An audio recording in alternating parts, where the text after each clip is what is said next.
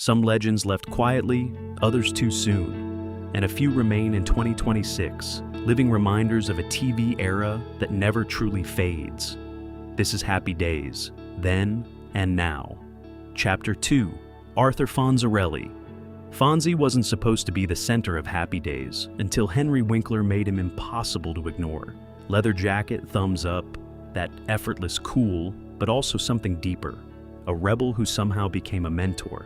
Winkler, born October 30th, 1945, in New York City, was 29 when he stepped into the role, and he played Fonzie with a rare balance, cool on the surface, kindness underneath.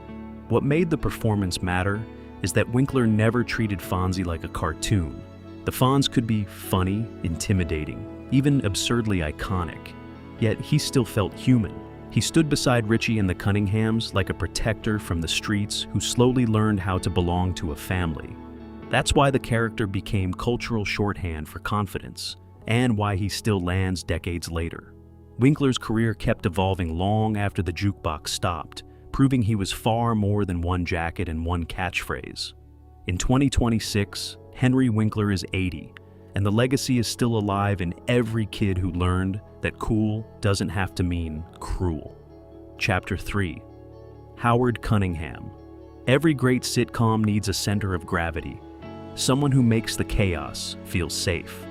Tom Bosley's Howard Cunningham was that steady hand, a hardware store owner, a devoted husband, and a father who didn't need big speeches to be wise. Born October 1st, 1927, in Chicago, Illinois, Bosley was 47 when he became the dad America trusted. Bosley's gift was warmth without softness. Howard could be firm, practical, and even quietly funny, but the love was always present, like a constant light in the living room.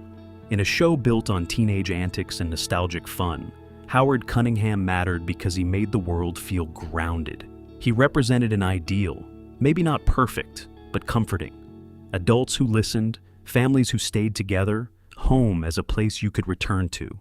Bosley built a career far beyond Happy Days, but for many viewers, he will always be Mr. Cunningham, the father figure who made the show feel like a real neighborhood. On October 19th, 2010, he passed away at 83 from complications of lung cancer. And when you rewatch the series now, his presence feels even more precious, because stability like that is rare on screen and rarer in life. Chapter 4, Marion Cunningham. Marion Cunningham was the heart of the house, the quiet strength behind the warmth everyone remembers. Marion Ross, born October 25th, 1928, in Watertown, Minnesota, was 46 when she began playing the role, and she brought something timeless, patience, humor, and emotional steadiness that never felt fake.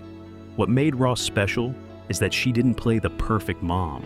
She played a real one, supportive, worried, proud, sometimes overwhelmed, always loving. In the glow of nostalgia, it's easy to overlook how important that is. Marion wasn't just background comfort. She was the emotional anchor that made Richie's world feel safe enough for Fonzie to walk into and change everything. And in the best moments, Ross could land a line with a gentleness that hit harder than a punchline, like the show was reminding you that family is built in the small things.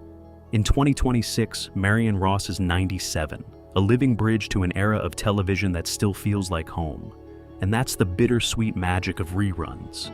The years move forward, but her smile stays right there in the frame, forever. Chapter 5, Patsy Weber. Patsy Weber was the kind of friend every teen group needs, the good-hearted one, a little naive, always trying to keep up with the bigger personalities around him. Anson Williams, born April 25, 1949, in Los Angeles, California, was 25 when he brought Patsy to life, and he gave the character a sincerity that kept the comedy from turning mean. Patsy mattered because he made the friend group feel real. Richie could be the wholesome center, Fonzie the myth, Ralph the chaos, but Patsy was the glue, loyal, awkward, often uncertain, and strangely relatable. Williams played him with gentle timing, letting embarrassment become comedy without humiliating the character. That's a hard line to walk, and he did it, with heart. After Happy Days, Williams built a strong career behind the camera, directing for years, proof that the boy at Arnold's had more chapters than the audience ever saw. In 2026, Anson Williams is 76, and if you ever watch Potsy try, fail, and try again, there's something quietly moving about seeing the man behind him, still standing, still part of the story. Chapter 6. Richie Cunningham. Richie Cunningham was the moral center, the all-American boy next door, who made the show's world feel safe enough for bigger characters to shine. Ron Howard, born March 1st, 1954, in Duncan, Oklahoma, was 20 when he began playing Richie, and he gave the role an easy sincerity that held everything together. Richie mattered because sitcoms need someone the audience can trust. He wasn't the loudest, the funniest, or the coolest, but he was the one you believed in. Through his eyes, the show became more than jokes. It became a memory of growing up, friendships forming, mistakes made, identities tested, and families staying close as time moved forward. Howard played Richie like a real person inside a nostalgic dream, and that's why the show still feels warm. Then Howard did something rare. He transformed into one of the most respected filmmakers of his generation. The child actor became the director with the long lens, building stories on a much bigger canvas. In 2026, Ron Howard is 72, and when you rewatch Richie now, you're not just seeing a character, you're seeing the beginning of a lifetime in storytelling. Chapter 7. Al Del Vecchio. Al Del Vecchio was the straight man at Arnold's, the one who watched the kids spiral into nonsense and reacted like the only adult in the room. Al Molinaro, born June 24, 1919, in Kenosha, Wisconsin, was 55 when he took on the role, and his deadpan timing gave the show a different flavor, warmth mixed with weary amusement. Molinaro's Al mattered because sitcom worlds need witnesses. Fonzie's cool, Ralph's jokes, Richie's sincerity. Those things land harder when someone on screen treats them like real life. Al's exasperation made Arnold's feel like an actual place, not just a stage. He wasn't there to chase punchlines. He was there to ground them. Molinaro had a long television career, and Happy Days made him a permanent part of classic TV history. On October 29, 2015, he died at 96 due to complications from gallbladder surgery. And when you watch him now behind the counter, there's a quiet ache. The man who played him is gone, while the kids he watched over stay forever young in reruns. Chapter 8. Jenny Piccolo.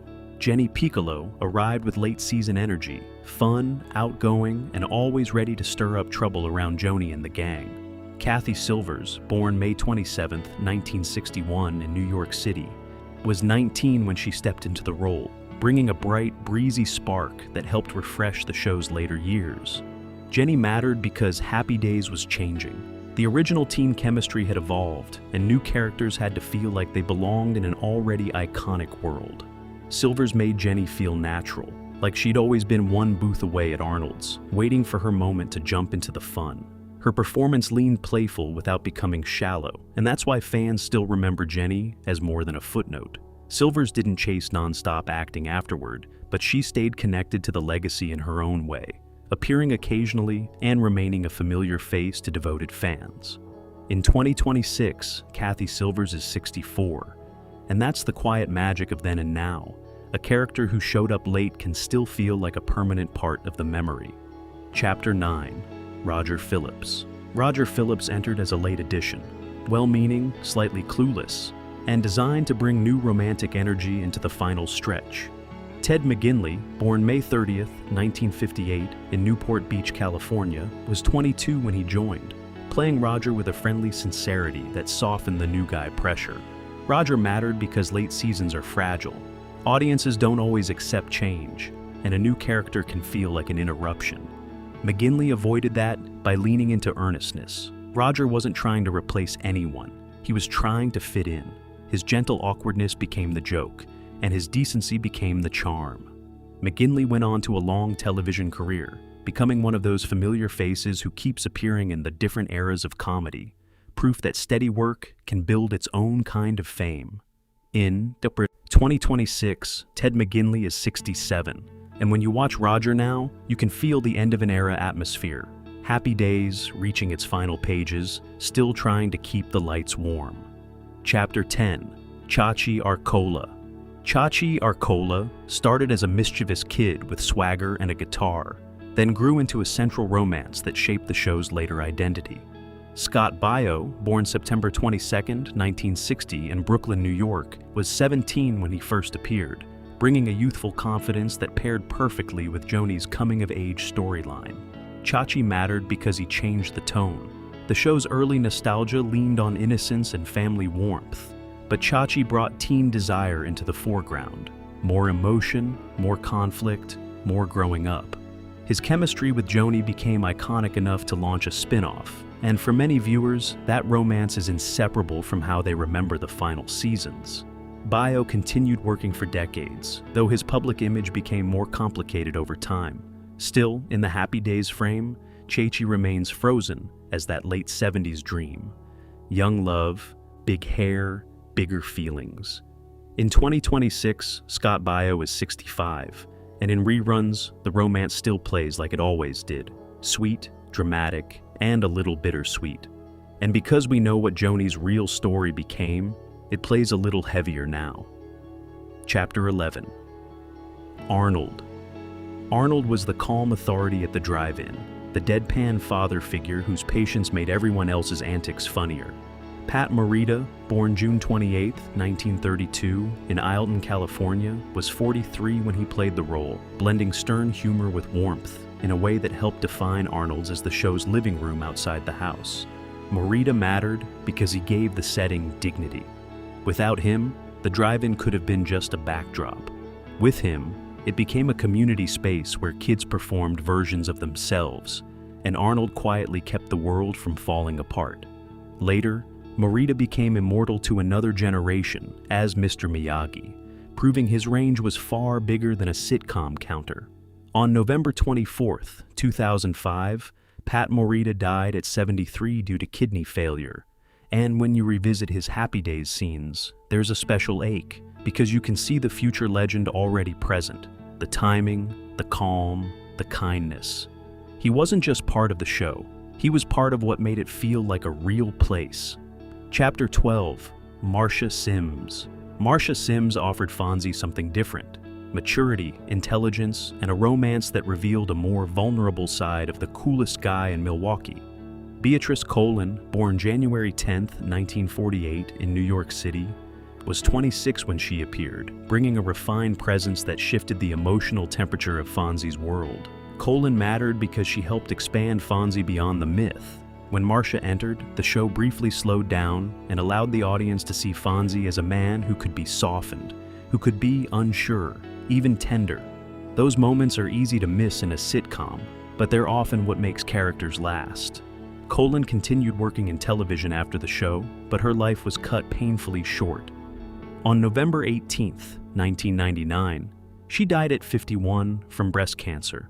In hindsight, that makes her Happy Days scenes feel like fragile jewels, brief, shining, and gone too quickly. And in a series built on comfort, her ending reminds us that real life never follows the laugh track. Chapter 13. Ashley Pfister. Ashley Pfister arrived as a more serious love interest for Fonzie. Elegant, mature, and written to show what it might look like if the legend ever truly settled down. Linda Pearl, born September 2, 1955, in Greenwich, Connecticut, was 19 when she appeared, carrying a graceful confidence that contrasted beautifully with Fonzie's street-cool persona. Ashley mattered because she changed the shape of Fonzie's emotional world. With her, the relationship wasn't just flirtation. It had weight. It asked the audience to imagine a future for a character who always felt like he existed in the eternal present. Pearl played Ashley with calm intelligence, the kind of presence that doesn't chase attention, yet holds it. Pearl went on to a long career across television and film, showing range that extended far beyond one romantic arc. In 2026, Linda Pearl is 70. And when you rewatch her scenes now, you feel what Happy Days was trying to do near the end. Gently let the characters grow up, even if the audience didn't want to. Chapter 14. Flip Phillips. Flip Phillips brought youthful charm into the later seasons, good-natured, smooth talking, and designed to refresh the ensemble as the original era faded. Billy Warlock, born March 26, 1961, in Gardena, California, was 21 when he joined, and he played Flip with an easy, friendly energy that fit the show's late-stage optimism. Flip mattered because he represented transition. Happy Days wasn't just a sitcom, it was a time machine, and by the end, the machine itself was changing. Characters like Flip helped the show keep moving forward, even when viewers' hearts were still back in the earlier seasons. Warlock's performance kept things light, never forcing the new to compete with nostalgia, just offering a fresh note in a familiar melody. Warlock later became known for other television work, then stepped away from acting.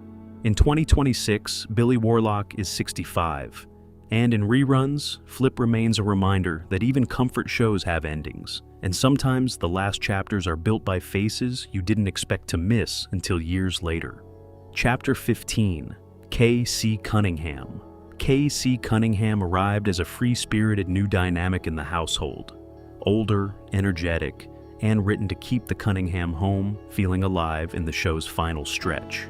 Crystal Bernard, born September 30th, 1961, in Garland, Texas, was 21 when she played K.C., bringing a youthful brightness and a slightly different rhythm to the family scenes.